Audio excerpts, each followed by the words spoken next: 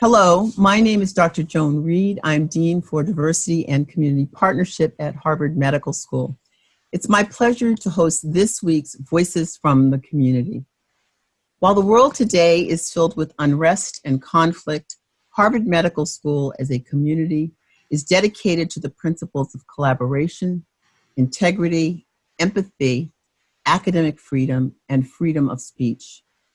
While HMS is committed to a diversity of views and expression as critical components of academic discussion, the civility of our discourse is our collective responsibility.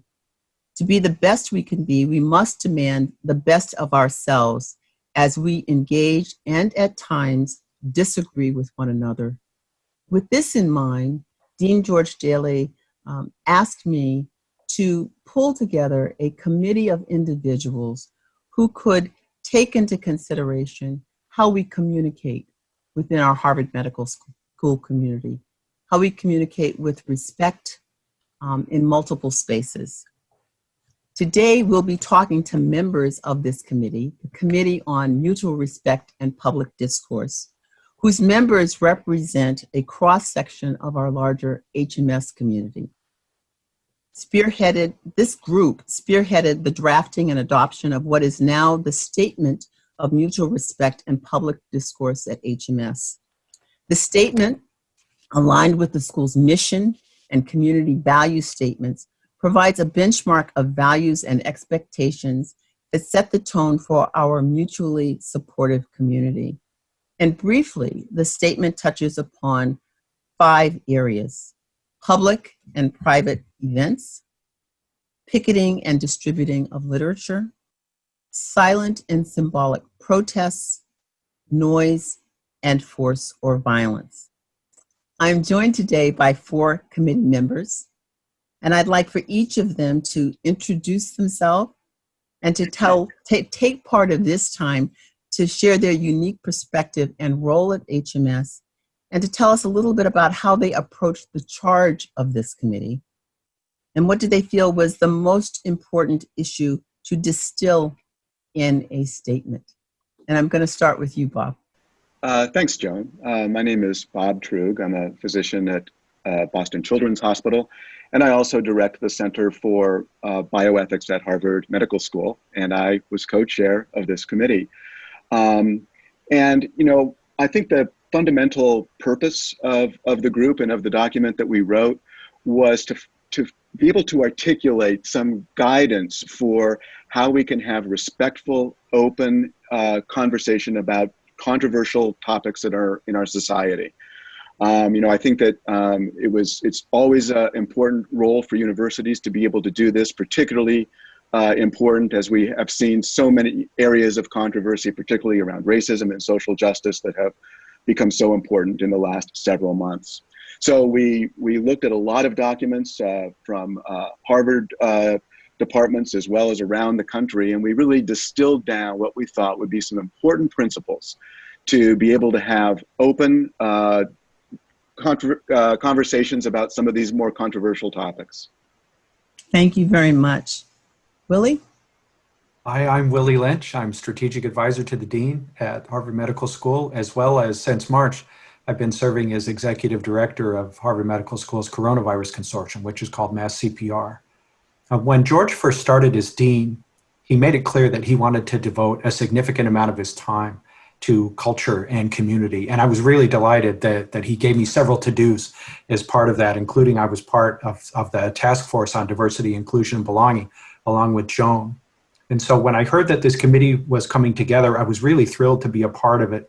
And for me, looking to what we state as expectations of our community is very important, but I also think it's really important to put tools in their hands, resources to help them to actually do it. Thank you. Xavier? I'm Xavier Domain, and I'm a PhD candidate in biological and biomedical sciences in the Department of Neurobiology. So for me, from a student activist perspective, something that was really important for me in helping to craft this statement was making sure that the student's ability to be able to speak truth to power and to be able to speak out against injustice remained unfettered.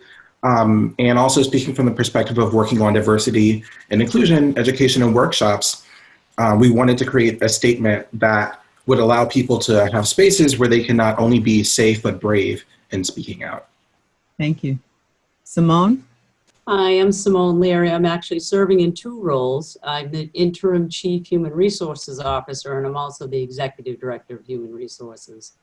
I was so pleased and privileged to participate on this committee and really enjoyed the discussion.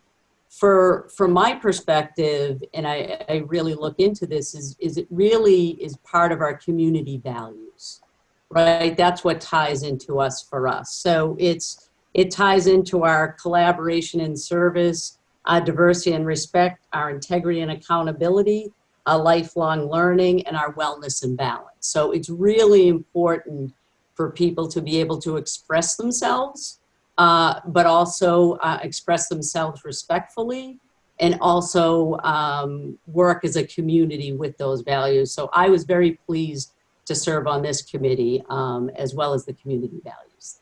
Thank you, Simone.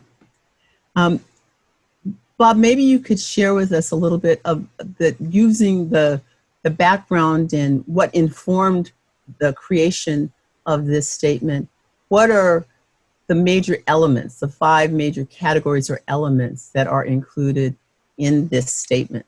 Sure, Joan. Yeah, we thought that it was important to lay out some specifics for open discussions.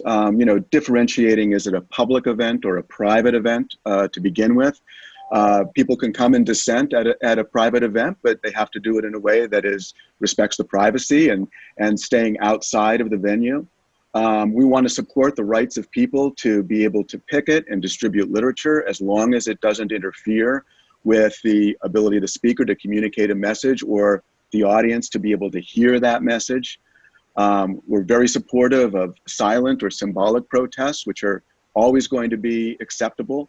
But it's also acceptable to have noise, to cheer or to express your disagreement with something. But again, within reason, so that it doesn't interfere with the ability of the speaker to communicate that message or the audience to hear it. We are very clear, however, that force or violence is never going to be acceptable or tolerated. So those were the main areas that we covered. Thank you. Xavier, when you think about these times that we're in right now, challenging times for all of us, what did you think were some of the critical elements that needed to be included in a statement that you were thought, as a student, you think were important? Yeah, so I think when it comes to freedom of speech, which is an essential element of the statement, it can definitely be a double-edged sword, right? Because as the rules of the road mention, we can use our words to cut and to hurt, but also to heal. So one thing that's really important is actually a really excellent suggestion that my friend and colleague in the biomedical sciences program, Kayla Davis, made, is that we include a specific part of the statement where we say that we should have freedom from hate speech, right? Because it's important for us to be able to express ourselves, but especially in the climate that we're in today, it's really important that we reiterate the fact that hate speech has no part and has no place in Harvard Medical School. So I think that was definitely a central part of the statement. Thank you. Willy, the committee created a downloadable rules of the road slide. And could you talk a little bit about what's on this slide and how you see it being used? Sure, I'm happy to talk about that. People who know me know I'm full of stories, and one of the things I thought of when we were sitting in our meeting was this old statement that the things we should know about how to treat other people, we learned in kindergarten. Well, not everybody went to kindergarten. So I think it's important to talk about what those basic values are. And as we were doing that in this group, I kept thinking of Rakesh Khurana, the Dean of Harvard College. Every time I see Rakesh give a talk, he starts off by reiterating the mission of Harvard College, just by saying, this is who we are, and this is what we think is important. And that stuck in my head. And to my point earlier about the need to generate resources, it just seemed like it would be really important as we pulled this information together to actually put it down in a format that then we could distribute to the community. And it's always easier to read one page than two, so it's on a single slide. Anybody can download it. And it has these important points that we think are emblematic of how a functional community should work. And importantly, it's in just common language. Thank you. Thank you. For all of you, what is it that you're hoping will be the impact within our community of having this document that articulates principles of respect and public discourse. And I'm going to start with you, Simone. Yeah, I think I keep going back to the rules of the road kind of that Willy talked about, being open-minded, be empathetic, put yourself in those person's shoes, be open to different perspectives and different opinions. Listen, I think it's really important for people to really listen, but also give their perspectives as well. Thank you, Willy. I think for me, I always remember that Harvard Medical School is not a series of buildings, it's a community of people. People have feelings and perspectives, and it's very important to recognize them. And we need to be able to say what we think is important, but not to do it in a way that drowns out the voices of others. Xavier? I'm just going to go back and mention the rules of the road again, because I think they're fantastic. And when you're having really difficult conversations, I think these are excellent sort of starting points in order to be able to enter into conversations and be able to understand where other people are coming from. And it doesn't mean that you're going to agree with everything that someone else says, but being able to actually learn from someone else, I think having those sorts of guidelines in place are really important, and something that I think about a lot in terms of having workshops on topics like these. So I'm glad that these are sort of like more broadly going to be applied and not just to specific situations like workshops. Thank you. Bob? I go back to what Willy said about, that how to have respectful, open conversations really is something that we at least started to learn in kindergarten. And it ought to really be common sense. And I think much of the time that it is. But the opportunity to contribute to this committee also reminded me that there is a place for explicitly writing down some of the rules and guidelines that apply, so that when you get into gray areas, you've got something to go back to and actually talk about what's going to be acceptable and what's not. And I think that that is going to be one of the important things that this document contributes. Thank you. So as we close this week's Voices from the Community, I want you to know that you could read the Mutual Respect and Public Discourse Statement online. You can also download the Rules of the Road slide to display at the beginning of your event or to set the tone for a mutually supportive community. You can revisit the Harvard Medical School mission and community value statements under the About HMS section on our website.